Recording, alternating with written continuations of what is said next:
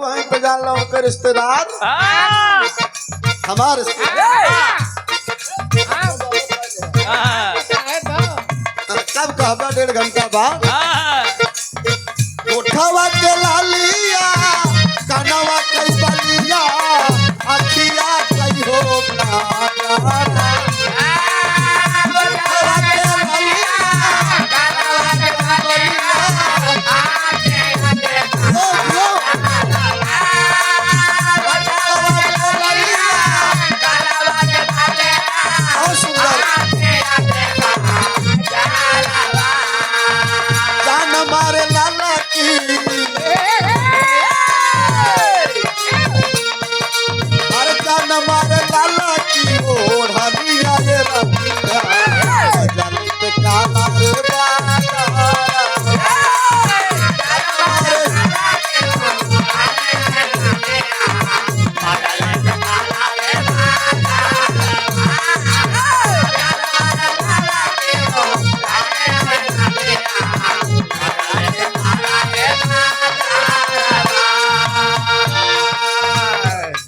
धन्यवाद। हमारे बड़े भाई है आप बात एक हम सर्वे कर चुका है लेखपाल साहब। उम्र के हिसाब से आदमी के मन भी बदल जाला। अपने पे मत रहे बच्ची कई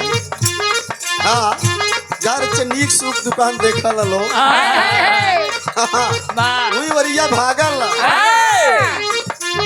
अच्छा तो घर मालिक को देखा होशियारी। हेलो कम हो ये भैया एक बढ़ा के तनी उम्र देख के काम करा यार। कहा 20 साल कहा 50। हेलो चलो गजेंद्र का भाई गजेंद्र का चाचा गजेंद्र का फूफा इनकर कुल रिश्तेदार सब अगवानी कैली है इनकर का करी हमारे उमरिया के दोस्त बुढ़वा के पूछे लड़कन कुल कमाई वाला है कितना महतारी बाप बैठा है लेकिन पैसे नहीं बेचारे करे कावन विटामिन खा ले कावन विटामिन खा ले दीने पे दिन चिकना ले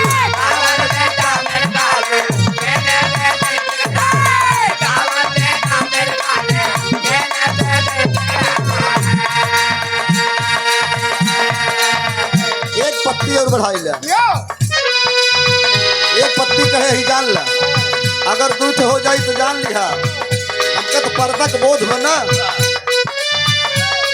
सही सही हो। देखा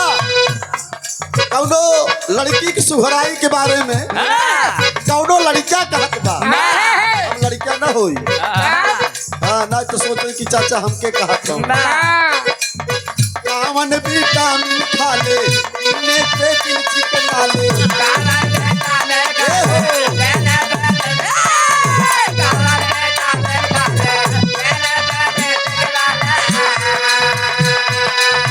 विटामिन खा ले इन्ने पे दिल चिकना ले ये करता मरहा की तरह जुई के पालरा डोले धीरे धीरे ये करता मरहा की तरह पालरा डोले धीरे धीरे ऊपर चले पालरा डोले धीरे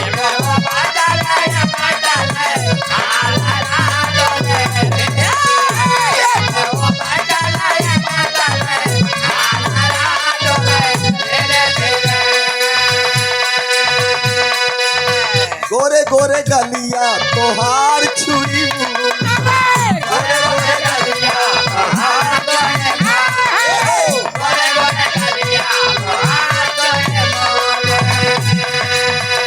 आज जमाना ही के कायल बा जमाना यही के कायल बा खाना पौष्टिक नहीं लोगों को स्वादिष्ट चाहिए। अब भैया गलत कहते हैं पौष्टिक नहीं स्वादिष्ट लेकिन हमार जवन खाना बा वो पौष्टिक और स्वादिष्ट दोनों बा।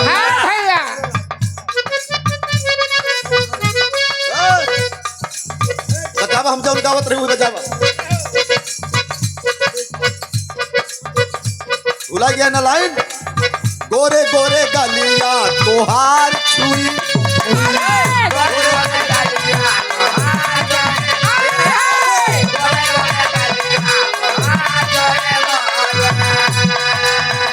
कहिया बाना जुट जैसे से मर कही सही हो तुम जब पसीना लस फसाई जईबू तुम जब पसीना लस फसाई जईबू गला नदिया दुपहरिया गला नदिया दुपहरिया ए रुचि समरा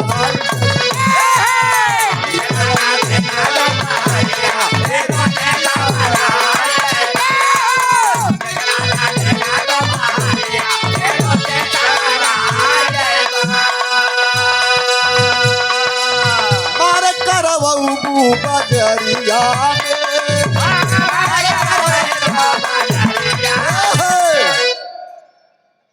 नजर ऊपर रहे तब काम अकेले कुल करी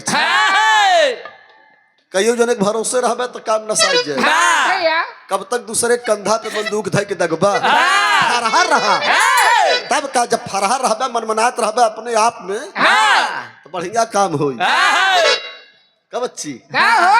देखा था कितनी दूर से गाय के आवे लेकिन तब चेहरा देखा गुलाब के फूल नियर खिला बा और कितना जनी तो आवत ही गाय वही तो उलझा ढाक हो जा रतिया में मुस्कान चंचल से रहा हुई कौन गाँव पतुलकी हाँ मार इनका पाका धर्मेंद्र पीछे ढोली में हाथ ही चला कहें यार अब का करी हमार तो फाट गई हम कहे शिवराम सानी जहाँ जाए हुआ आवत था नहीं पानी अबे पाछे फाट है आगे संहारा उम्र वाली बात हो लेकिन देखिला नवा 9 दिन पुरान लेकिन तब 4-6 साटा पीठी के पड़ जाते यही बदे 4-6 साटा पड़ जाते कहता तू मकना जावा तो मकनाई के पर थे बड़ा सुंदर प्यार बा और इंतजार भी था कई बार आप लोग सुने ग्राम दुल्हिनपुर तो जब हमारे मामा जाए हेलो जब तक मशीन न छोड़े वो गड़बड़ा जाए हटा हुआ मशीन ये पकड़े है एकदम चबुआ के हुआ हरनवा धाई धाई दा बाता अबे बलम के बागुल बेलनवा सुनवाई के हा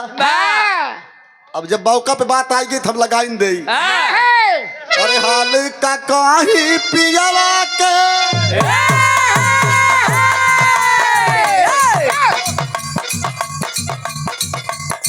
हाल का कहीं पियावा के बिन चालू है जन चापा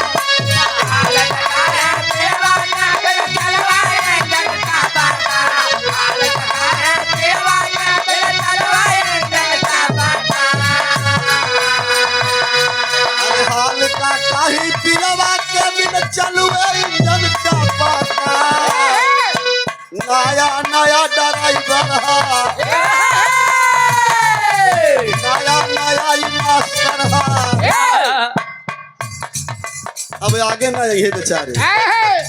मशीन ये धाई धाई नया नया ड्राइवर तारा नवा धाई धाई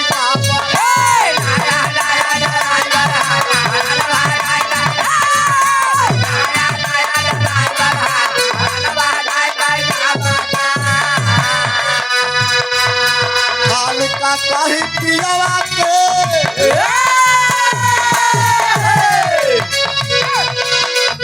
काहे पियावा के बिन चलू जन चापाता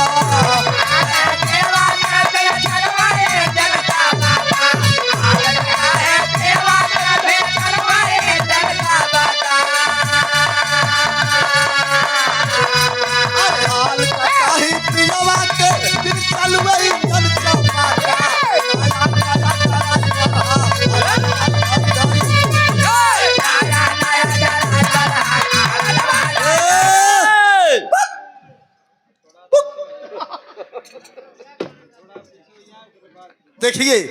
अंगऊ आटई। हाँ आओ भैया सामने देख।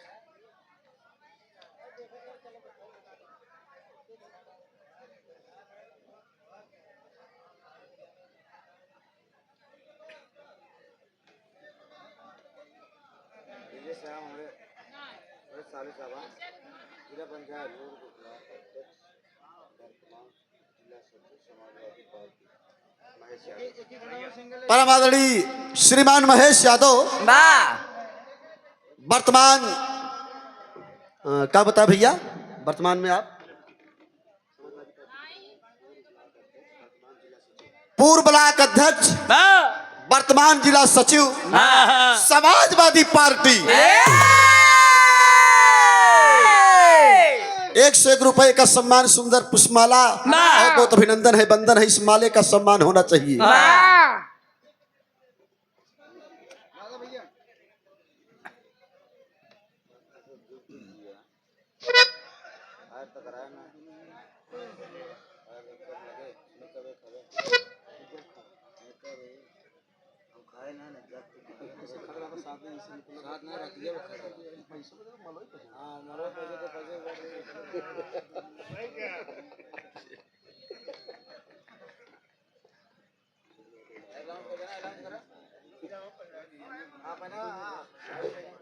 साथियों अभी अभी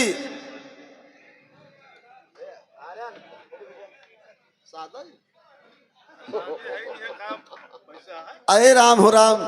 इसके सोई से कथा आपको लगे पैसा न हो आजकल आगे के धरत है सब पीछे डारत है। बैठ जा आराम से पैसा रहा कहाँ से आए रहा कहाँ से समस्या बना वो कौन है सादा से बैठा रहा बोले खुंड खंड कर हेलो थोड़ा डांटा था कहा प्यार से घबराई गे बोली कनकनाए रहा जब बताए दिन बल देवे तब बुढ़ापा के साथे लवंडा ही बदे रखी थी कनकनात रहा भैया कहाँ चढ़ी हुए कपड़ों पे आगे चल बैठा आगे काहे कि सुनका पटरी गया बता बहुत अरे हट पटरी ही हट गया कई दिन सुन के रहा घर चला यार बैठा आगे से बनावे हे गजेंद्र हे फौजी सामने से ले देवे यार हमारे पास है चलाओ 101 रुपए का सादर सम्मान हुआ जिला महासचिव की तरफ से राधे श्याम यादव और 500 रुपए का सम्मान किए सुंदर पुष्पमाला। आप परिचय के मोहताज नहीं हैं गरीब मजलूमों की आवाज है या बेसहारों के सहारा है या हर कोई जानता है समाजवादी पार्टी के सच्चे सिपाही विजय श्याम दादाजी विजय श्याम यादव उर्फ दादाजी आपके बहुत करीबी हैं एक बार जोरदार तालियों से स्वागत होगा।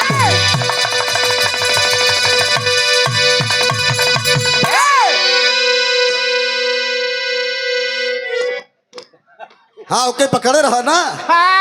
ऐसा नशा यहाँ की चाप दिन है अपने कुछ देर बोले देखा भाई डब्लू भाव बना रहा है बस नया नया अरे मोरी माई हो हमका का पता तू नवक साथे नवक न्याय फंसाऊ पिया अब तोहरी कितना हम तना खट पाऊ और हमें कात बेसा जो तब तो पूरा बिहा भरे बिना बाह लगाए छोड़बे कर चला तू स्वर दा सुर काली एक से स्वर दीजिए काली एक से वो उधर उधर उधर आप सही हो जाना तो पोजीशन देख के यार एक पत्ती बढ़ा लाल या राजू खाए ना तू था 5 दिन अरे दिल में बढ़े और पत्ती बढ़ाओ दिल में बढ़े बेचैन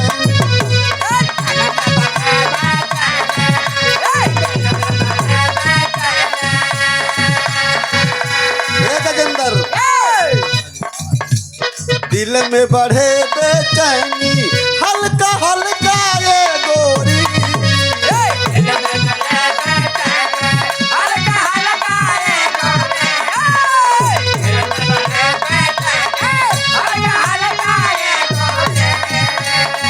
दिल में बढ़े बेचैनी हल्का हल्का ये गोरी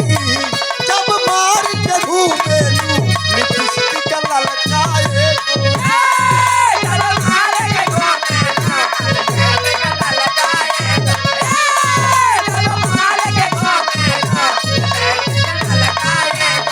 दिल में बढ़े बेचैनी दिल में बढ़े बेचैनी हल्का हल्का ये गोरी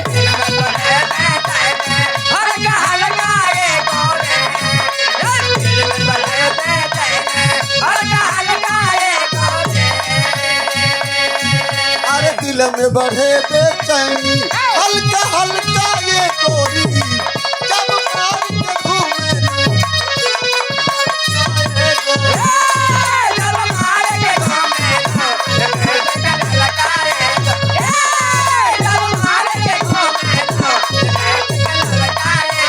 तू चीज बड़ी है मस्त मस्त तू चीज बड़ी है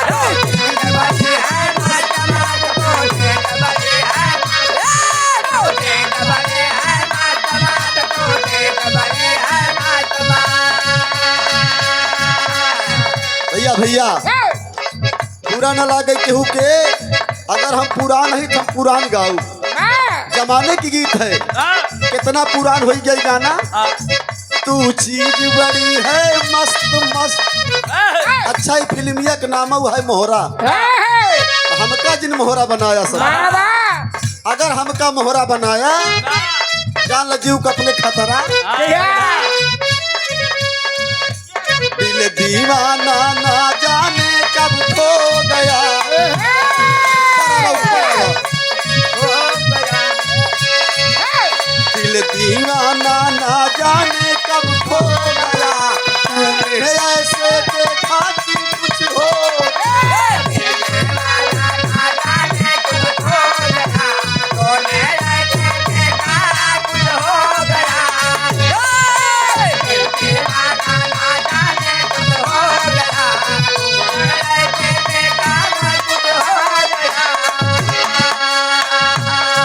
कुछ हो गया कुछ हो गया कुछ हो गया मेरी जान दीवाना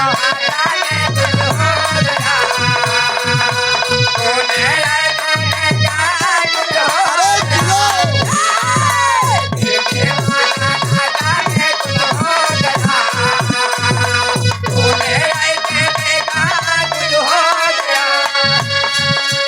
डब्लू यादव आपा जिन खोज दे हमारे गजेंद्र भाई फौजी भाई के छोटे भाई डब्लू यादव 200 रुपए का सम्मान सुंदर पुष्पमाला बहुत बहुत धन्यवाद है नमस्ते प्रणाम है लेकिन मुट्ठी बांध के बिरहा जिन सुना हाथ खोल के सुना पॉकेट में हाथ डाल के सुना भाई से बिरहा सुन जाते देखा बच्ची हम तोहार गीतिया सुनी थी राजा हो तो है कैसे मना घर मालिक की तरफ से का भैया का रुका रुका का खराब हुई हो नहीं तो का कहाँ खराब हो कुछ खराब तो नहीं होत अरे भैया एक क्यों मेहरारू कहा कि राजा हो तो है कैसे मनाई ये कहीं तो नीक लाग नहीं वो फिर से कहवाई ले बाबे हम सुनब से देखा है मुरमुनिया छोड़ दे तू सब देखा आप तराना दिल धड़काना मेहंदी लगा के दस शर्माना आप तराना दिल धड़काना मेहंदी लगा के यूं शर्माना प्यार आ गया रे प्यार आ गया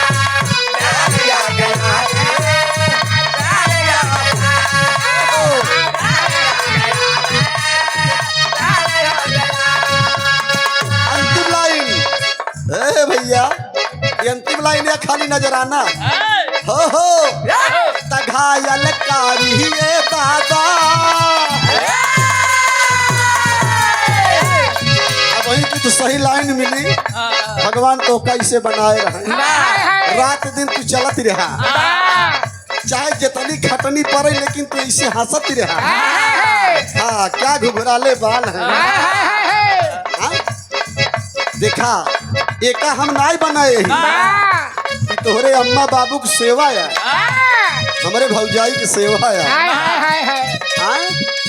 ई मालिक के देने या प्रकृति जेका सजाई दे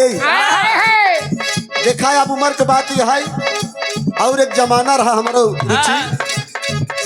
हम जौनिक निकरी में चार छह जने भारायन पर इतना लंबा लंबा बाल रहा गलवा लवा निकरा रहा तब अब बेटवा जवान हो गए बिटिया जवान हो गई 8-8 10-10 साल के जकरे नाती पोता हो गए तब मजे जो गए यही जो गए हो तो आज 8 से चलत बा हमार भाव समझ के देखा आवत पहिरे आवा हर तक छूट है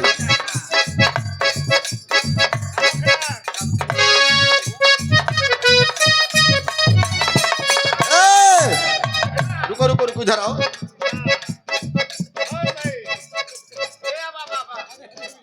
आप लोग जानिए कि आप हैं कौन राम शरण कश्यप रमन गुरु घराने से आप बड़े सुंदर कलाकार हीरे की कदर जौहरी करता है नहीं ये सब नहीं ऐसा नहीं यही तो जूनियर और सीनियर में अंतर होना चाहिए राम शरण कश्यप रमन घराने के सुंदर कलाकार हैं इसलिए खिलाड़ी हेलो अरे यार बोलो मत यार देखिए भाई आप लोग शांति के परिचय दे दिए भैया भैया मोछ वाले खिलाड़ी चाहे जिस देश का हो अगर उसका परफॉर्मेंस बढ़िया है प्रदर्शन अच्छा है तो उसका सम्मान होना चाहिए ऐसे कलाकार के लिए हम माल अर्पण करें आप लोग तालियों की गड़गड़ाहट से स्वागत कर देना बजा दीजिए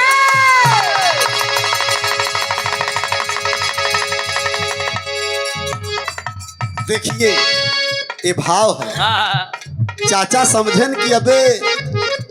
बूढ़ बूढ़ जिन करा बूढ़ावा में दम्बा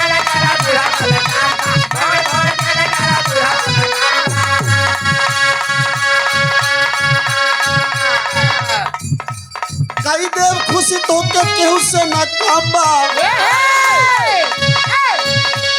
बूढ़ बूढ़ जिन करा बूढ़ावा में देखा जौने भाव से चाचा आइले हैं वही भाव का सम्मान करा 1 से 1 रुपया पुरस्कार पाँव छू के पहलगी बा आपने कलाकार का सम्मान किया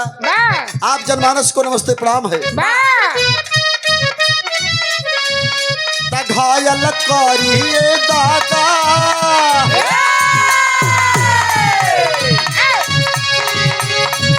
पानी पूरी कचौरी जवन परोसा खोई 10 मिनट 5 मिनट गवैया के चाहिए जवन लेत हो समय लैला लेकिन जब बिरहा गावा ओमे अरमाइश फरमाइश तब जौने से कि स्टेप बाय स्टेप कहानी समझ में आवे और रुचि हमारे छाप लगा दी तब लग जने आए कहे राजा हो तो हाई कैसे बनाई हम कहे चला सुनवारे को कम से कम समझाई चाहिए कि गवैया पहुंचा कहाँ बा और गवैया जब छाप लगाए थे तब फरमाइश लेके आवत हमले सोवत रहे चाल चले नागिन ऐसा लागे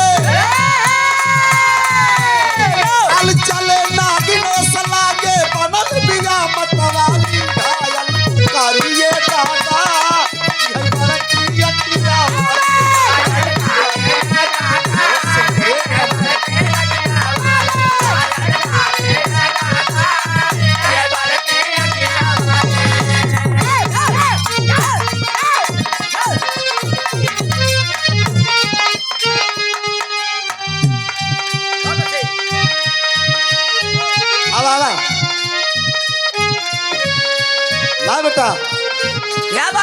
जैसे के दिहला विधन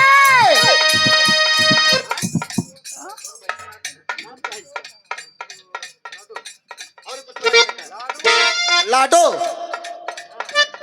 जैसे के दिहला विधना जैसे के दिहला विधना गोदी में ललना एगो बिटिया कैसा बोले गो बिटिया कैसा पतारई बाटे कन्ना धनवा एगो बिटिया कैसा